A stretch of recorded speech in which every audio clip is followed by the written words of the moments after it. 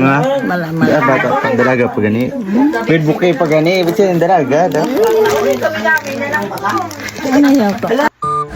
What's up guys? Welcome back. It's Grandma Day. So ayun nga, pinagawa ko ng aking ate ng money bouquet for Godma's birthday. Since uuwi kami dahil isa-surprise namin ng aming lola, dahil matagal-tagal na rin kaming hindi nakaka-uwi, almost 5 years na I think na hindi naka-attend sa birthday niya. Kaya after namin makarating sa Rojas, pumili na kami ng cake. Buti na lang meron na agad available na cake, so ayun, nakabili na kami. Pangit yun, pang New Year yun. Hindi yan pang New Year. Pang New Year yan. Birthday oh, birthday candle.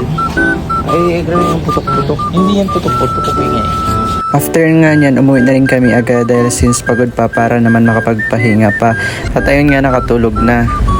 Labing raskal pa ng kapatid ko that time. Ngayon ko lang na-realize sinabi mo. Pagkaramulan. Wow!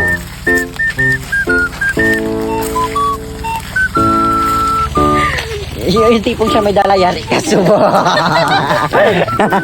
Kamo naman ah. Hindi na, nakita ikaw na. Ikaw ba? Day to you. Happy birthday. Yay! Kaya butang sa magbubasi, mapila ko ni Karoon susi. Hindi takalakasan. Kembali. Sibot mo kasi. Ang lock. Lari dito yan. Ayaw mo, ginawa ko si Waki. Nagupod man nga. Ha?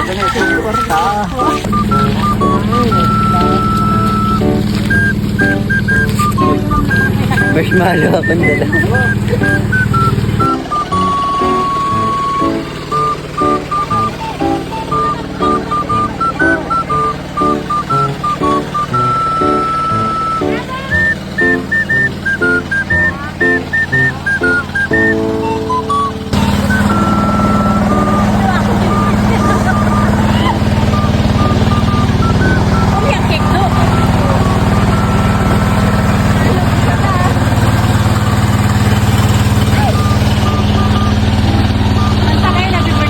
Ha? Yeah.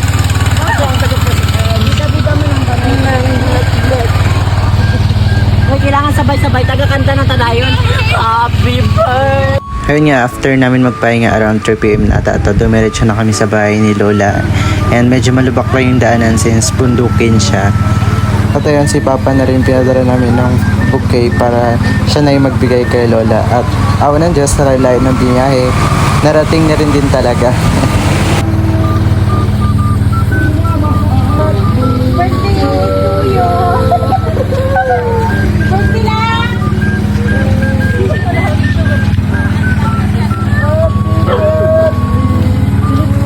Dito kay Lola, dito si Lola. Sinulak ko ito.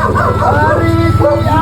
Happy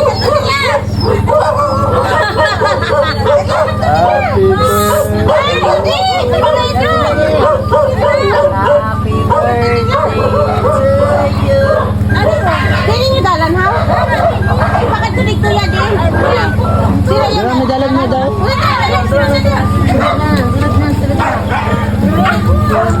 Oh, bangga. Gila ko pang mga apo ko ma. Wala, karoon na ng moment. Kantahan ay tanay. Surat ka na mo. Ay, kami anay.